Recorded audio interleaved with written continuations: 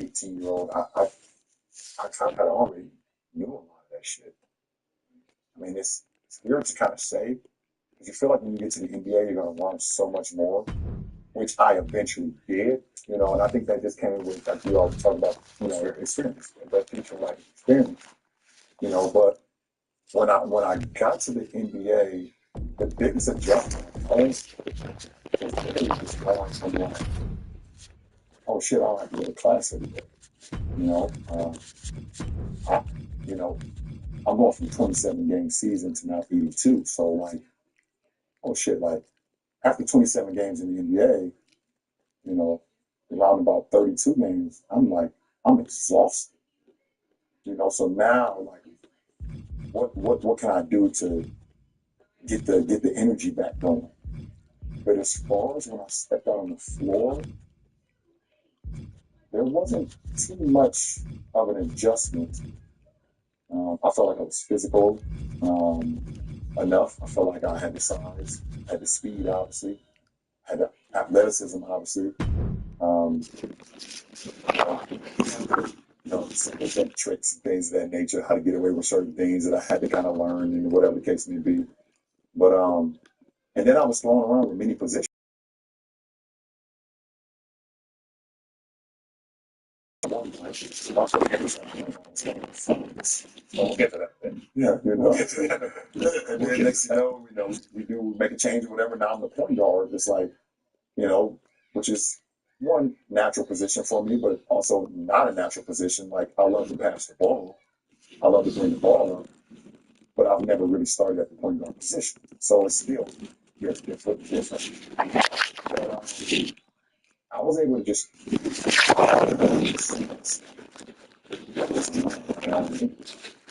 it out on the fly a little bit. Yeah, figure it out on the fly. With the tournament going on right now, have you? I rewatched that. You talking about not going up to Ohio State for parties, down to Ohio State for parties. I was like, all right. I wonder if he ever thought to himself this time of year, I wonder what it's like to play March Madness. Absolutely. You have. Yeah, 21 years later. You're still thinking about it every year. Yeah. It's all the time. I was thinking about all the stuff you've experienced, basketball that you haven't experienced now. This is the only time. March Madness right now is the only time I think about playing college basketball for 21 straight years.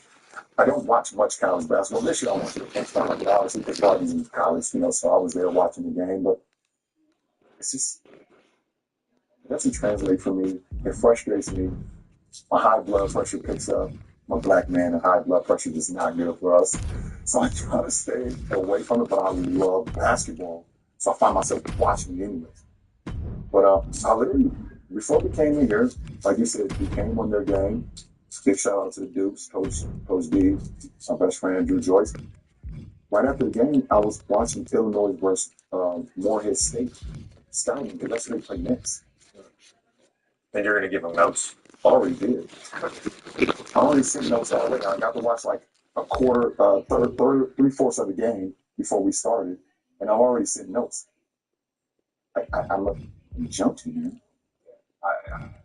I'm well aware of that. Well aware. I want to talk about spacing today.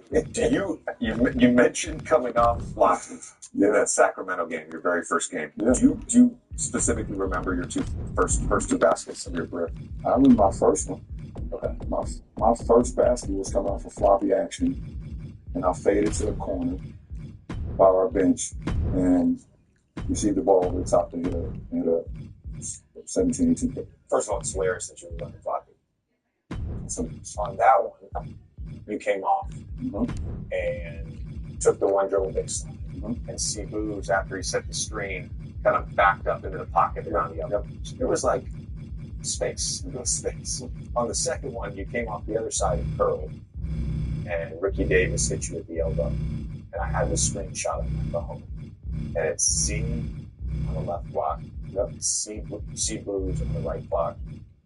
Darius Miles spotting up from about 17 feet at the right wingish, but not really space.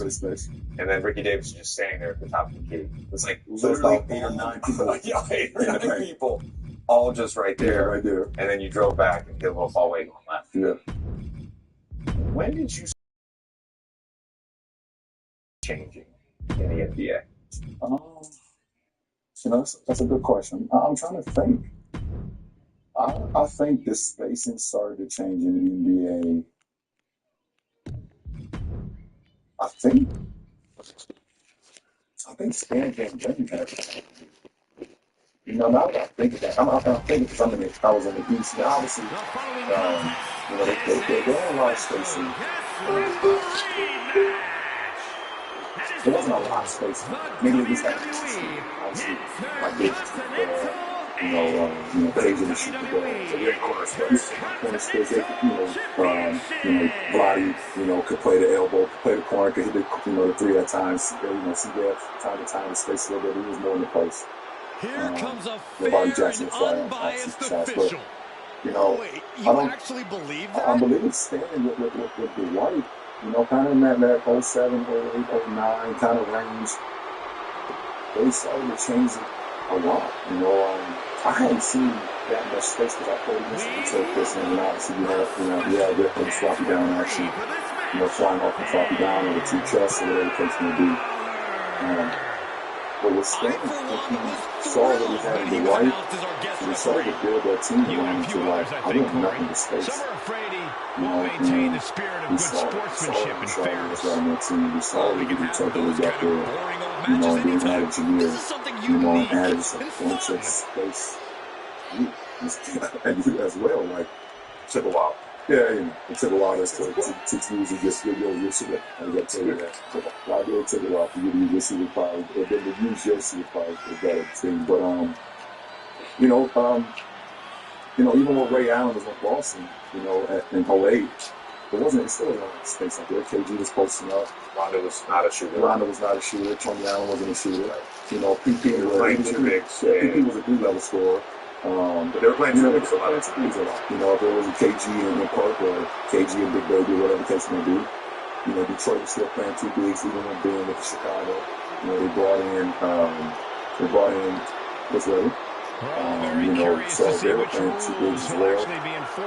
I feel like, Miami was still playing two bigs. They was playing Shaq when he was there, along with Udonis and Zoe when Zoe came back. I feel like Orlando kind of was the first.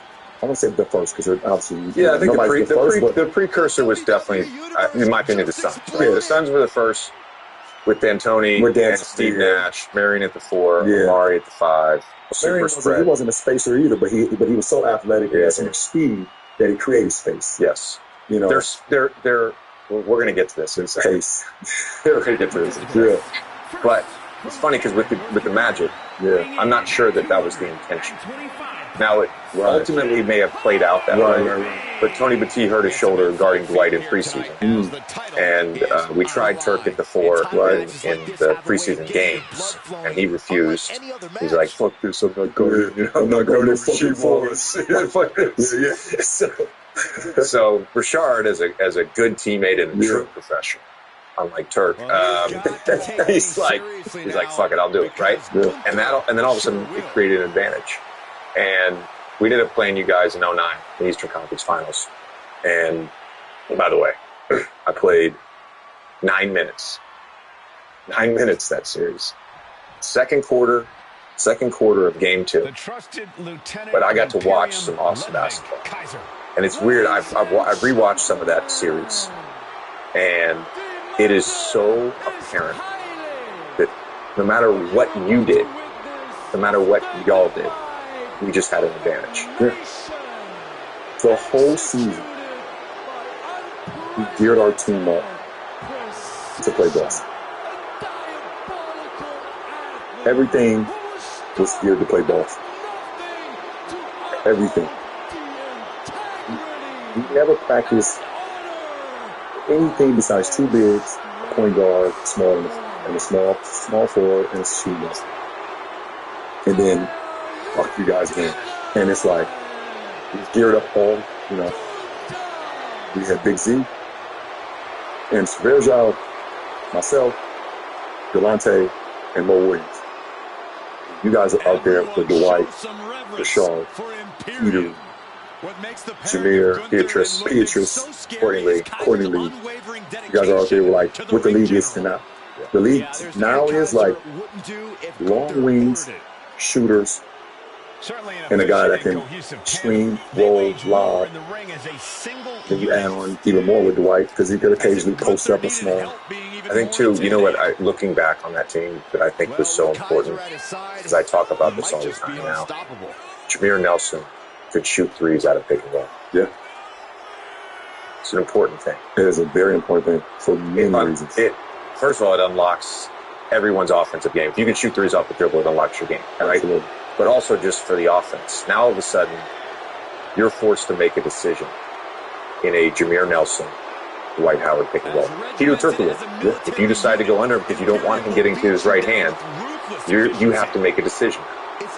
He's going to shoot it. He's going to shoot it. So we would run that angle pick and roll. Yep. We'd have a shooter in the left corner. Yep. Turk going to his right hand. Yep. Dwight rolling, and two shooters. Two shooters. Where's the help coming from? And you can't switch it. Because Dwight's going to bury you, hit you with 19 elbows. And he doesn't care about getting 1 or 2 fouls off the elbows. He's going to dump you in the rim. This is like super duper man Dwight at the time. I rewatched Game 5 the other day, and I've never watched the series. You haven't. I'm very curious to get your thoughts on what you remember about that series specifically. Because this is what I remember, and I was like, I'm going to go watch. What was the series? 4-2. 4-2. Yeah. Okay. Yeah. 4-2. Yeah. Oh, yeah, I didn't talk to the media after the game, kids. I was pissed. Tonight continues the tradition of I was pissed. I took a shower and got shown on the bus. I remember that now. Yeah, I was pissed. Game 5, I was watching the fourth quarter. Literally your offense. You didn't match up on it. For the first part of the fourth quarter, you had and we've got ourselves two a bigs. special referee calling the action in this matchup. An official has a front row view to any potential illegal tactics. To anything we simply can't see from here with our monitors. It's a tall order, but someone had to step up to the plate. Oh, sure. It's such a noble It was really interesting to watch taking on this responsibility. versus spread pick and roll with shooting in space. It was like, and by the way, how close he's going to the right side. This is not like a knock on Mike Brown. Right. I'm not saying that. It was just what we were doing was so different at the time. And it wasn't like the next year it was like, oh, we're going to try to emulate what we played against the Minnesota Timberwolves. That's when he had Myers and the Kneeling. Gunther's face is starting to look we would get to our spread pick and roll. Standing shooting. And it didn't matter where Ryan or Richard was. They would tag Dwight with Kevin Love. Important kick out there. No matter The what. licensed officials count has If to he's keep the a high steady guy, pace, and that's what he so did. on the double side, you're tagging with the rim. And Ryan and Richard are sitting there teaming up. It's bizarre. Let's see what we do. I'm not going to gas you up. Showing integrity with that count. You can't accuse our guest referee of going into business for himself after that 38, count. 8, Into the pen. and 8 in that And series. he easily stops the ref's count. Our guest referee with a textbook count. Looks like our special referee knows the importance of his responsibilities. With the DDT. Prying their opponent's arm out To think carefully that measured the double last stop. 40 they made in the series. Ridiculous standing And shooting star. obviously, It's incredible the inventiveness we are seeing on display here. And the referee counted that right. I don't think that can be disputed. Kept things above board there. Nothing You didn't have your exciting. system. I He is was looking to do some listening to serious harm. I was not disciplined. That was part of Gunther's. Interesting. What do you The think? ring general. Zooming down. If I was, I would shoot fadeaways for no reason. Winning this title I would means be off balls for no reason. I would make shots more difficult for no Much you can reason. have left after And I think you guys that can go straight up and down. Gunther definitely thought that would put him down. I can't imagine he perched up top. Diving knee drop. Challengers a little worse for wear now. yeah, Gunther just ramped up his intensity. Enough already. But I can hear myself. This, like, sometimes it's like old clips of me that I watch. They'll come across my timeline on social. Jarring back elbow. It's okay. I see this sometimes. Just turn that around. I always go online and look up LeBron James highlights. We all watch our highlights and For the championship. I tell you. They never got him. Yes, I have. Of course, I every time the time they come through. You can cry about that one. His count was as fair as it gets. He steps foot in the ring Because again. when you hear like a little slump, oh, yes, it's not game. Where's my game at? YouTube is your public place to play remarks. 2018 match. 27. Oh, right in there. It's my game. Up and down with the atomic drop. Delivers a splash. We've all done it. When you guys got together in Miami, the conversations with Chris Gunther put a stop to that. but also the decision to sort of move him to the side, which, by the way, was not right away. It wasn't like He's outside the ring now. Do you remember? Hope he's got a plan. Well, kicks like that are less about injury, more about insult. Just mocking their opponent right now. Total disrespect. Lots of potential for injury here at ringside. These superstars better be careful. The floor, the barricades, our table, none of these things are fun to collide with. And let's quickly mention our referee, guys. Very difficult position to be in, but I don't see how anyone can suggest that the officiating in this match has been anything but fair and right down the middle. Does the official not see him removing the turnbuckle pad? Keep your voice down. Back in the ring now. He's getting fired up now, really feeding off this crowd. And the champion finally ready to put this one away. Referee breaks the count. Looks like a rope break. Gunther has him lined up. Muscles up their opponent. Elbow frozen. The champ will stay champ. And the ring general, Gunther, with a salute of sorts to the WWE Universe. He's got him in the crosshairs. Inverted DDT. After all we've seen, these men are still not finished. There's a fire burning inside these competitors that won't allow them to quit.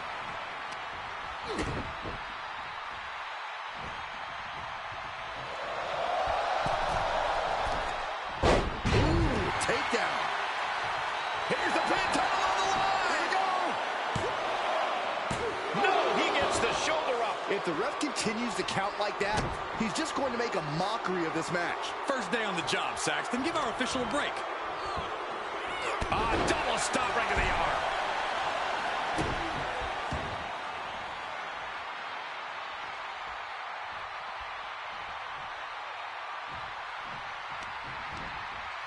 A little rope assistance. Very effective. And you know what's next, guys? Twist of fate. Who's going to have a new champion? Great officiating, as the ref noticed he was on the ropes. He's going for it all. Looking to finish it off. Swan-Kong bomb. Gonna see a new champ. What is this? Can our guest referee see they are nowhere near the ropes? Gunther falling victim to a surge of attacks here. Gunther is being subjugated to a beatdown. Springboard moonsault. Wow. Come on, the rope is like a mile away. Just call it fair. Answering back. And Gunther needed that badly. Gunther could be turning his fortunes around. Oh, to retain the title.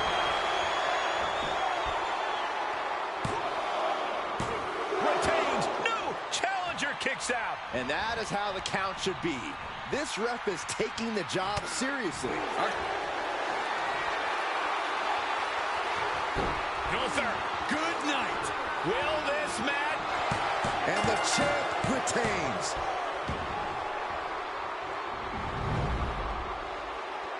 Ladies and gentlemen, here is your WWE Intercontinental and WWE Intercontinental Champion, Gunther! And it's Gunther who stands victorious. You have to think this was the only way Gunther planned for this match to end. The ring general standing over his opponent once again.